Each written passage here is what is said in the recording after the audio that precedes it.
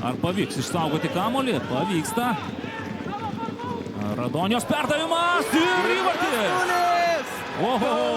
Hegelman veržiasi į priekį čia, Vilniuje. Wesley Gabrielis, pasakys Dovydas Švėgžda, bet čia tau šaltas dušas.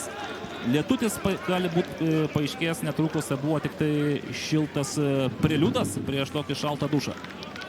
Kauno rajono Hegelman Brazilą matome savo ekranuose, 77 numeris, kuriantis žaidėjas ir jis suteikia Hegelman pranašumą įvarčių galvą, dėkoja savo komandos draugams, eis turbūt apsikabinti ir trenerį.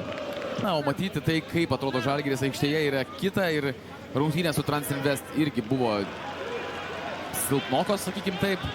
O dabar pirmas pusvalandis su Hegelman irgi neįkvėpintis. Macašvilis šiek tiek bando kvėpti gyvybės kairiajame krašte. Geras perdavimas ir... Vilniaus Žalgiris lygina rezultatą. Kas nepavyko Nikola Petkovičiui, tą padarė Marko Capanas, kroatas, kuriam taip pat šį sezoną teko daug kritikos. Su dideliais lūkesčiais, labai aukštais lūkesčiais atvyko į Žalgirį šis jaunas 21 metų futbolininkas.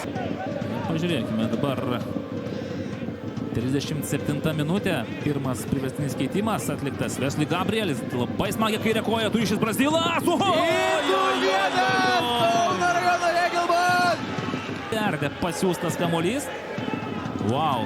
Geras, labai gražus, kokybiškas įvartis, išlauktas ir tu labai teisingai pasakėjai, tai yra biliardo smūgis. Žmogus idealiai pataikė ten, kur ir žiūrėjo ir kur norėjo pataikyti. Keitimą.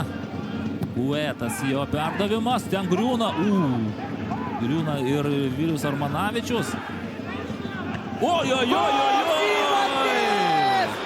Per save Kauno rajono Hegelman viešpatie aukščiausiasis, kas čia per smūgis? Džoja Abdelis Kaderas išlaukė to momento, kai gali serviruoja štai tokį neįtikėtiną, neįsivaizduojamą įvartį. Ir kasgi kitas, Kaderas, 1-3.